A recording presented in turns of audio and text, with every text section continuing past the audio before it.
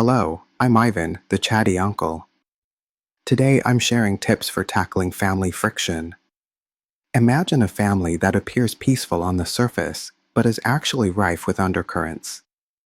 The father habitually criticizes and blames the children whenever they make a mistake. The mother uses negative labels like "that's just the way you are" to define the family, and the children learn to remain silent and avoid, knowing that any opening of their mouths could spark an argument. This silent internal friction is like a slow-burning poison, gradually eroding the family's love and trust. Today, I'd like to share 3 core and easily implemented communication principles from a classic book. They are like 3 golden keys that can unlock new doors to your family relationships. First, the first key is to stop criticizing. This sounds simple, but we often make mistakes unintentionally. We think pointing out a family member's mistakes is helping them and making them aware of their mistakes. But the truth is, criticizing, blaming, or complaining only provokes defensiveness and resentment. Everyone has self-esteem. When you criticize someone, they feel their worth is being denied, and they instinctively become defensive or even retaliate. This not only fails to achieve the purpose of communication, but also damages the relationship and complicates the problem. Psychologists point out that chronic exposure to criticism can lead to low self-esteem and even learned helplessness. They feel their efforts are futile, that no matter what they do, they can never meet expectations, and ultimately, they give up trying. When you start practicing empathy, you'll find that criticism will naturally decrease. Put yourself in their shoes. When you make a mistake, do you want to be blamed and lectured, or do you want someone to understand your situation? When your child accidentally spills milk, they're probably already feeling guilty. When your partner forgets an important date, they're probably also anxious about work pressure. Understanding the reasons behind actions, rather than focusing on superficial mistakes, is the power of empathy. So, the next time you find yourself wanting to criticize someone, pause. Try to understand their situation and motivations. This isn't about making excuses for mistakes, but about keeping the conversation going. Next comes the second golden key, sincere praise. The deepest desire in human nature is to be appreciated and recognized. We all yearn to have our efforts and hard work recognized. Genuine praise is the best way to satisfy this desire. It can bring out the best in others and unleash their potential. Note the emphasis here on genuine. Flattery and fawning are selfish, designed to manipulate others. Genuine praise, on the other hand, comes from the heart and reflects genuine appreciation for the other person's strengths. Empathy is also crucial here. Observe from the other person's perspective. What has he or she been working hard on recently? What progress has he or she made that deserves recognition? For example, your child may be struggling with math, but lately he or she has been spending more time reading. This is a point worth commending. You could say, "I see you've been spending a lot of time reading lately. I'm so proud of you."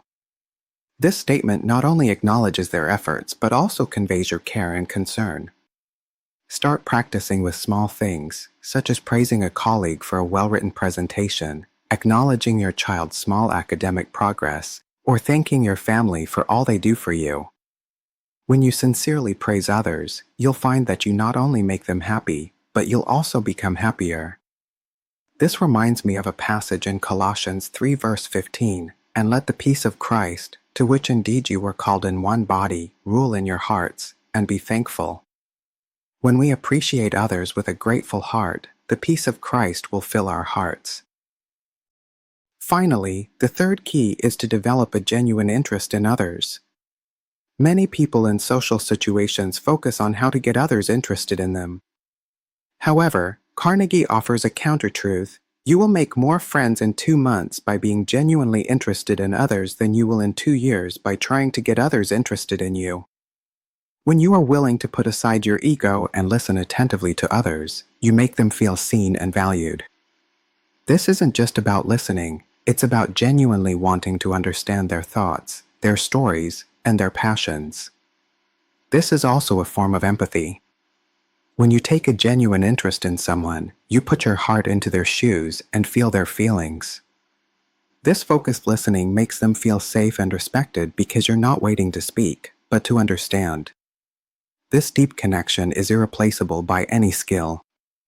Start by asking open-ended questions, such as, "What does this mean to you?" and "How did you achieve this?"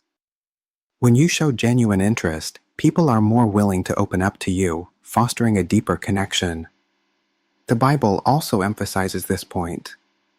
Philippians 2 verse 4 says, "Let each of you look not only to his own interests, but also to the interests of others."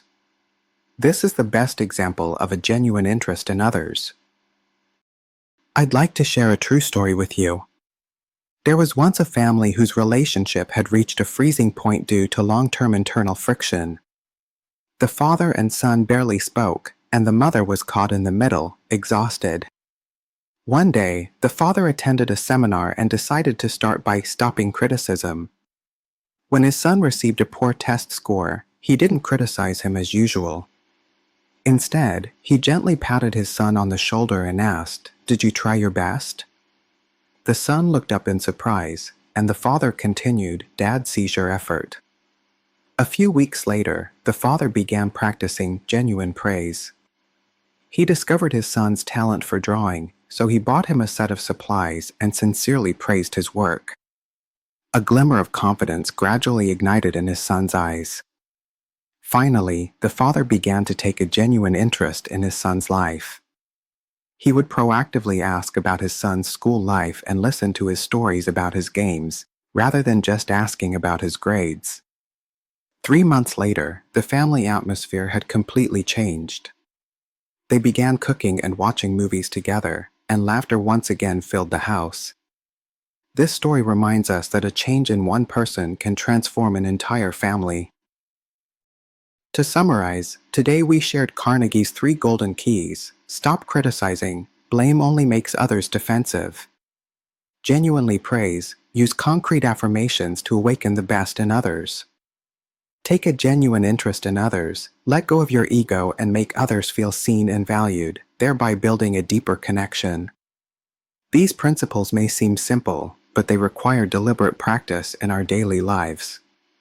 When you begin to apply them, you will find that your world will become more expansive and your interpersonal relationships will become more harmonious. I hope today's sharing has been inspiring. If you would like to know more about today's information or other content, please leave a comment below. Thank you for your support.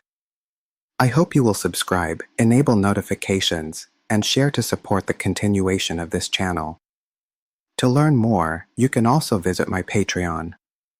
Let us come to know God, reflect on faith, and live out Christ together.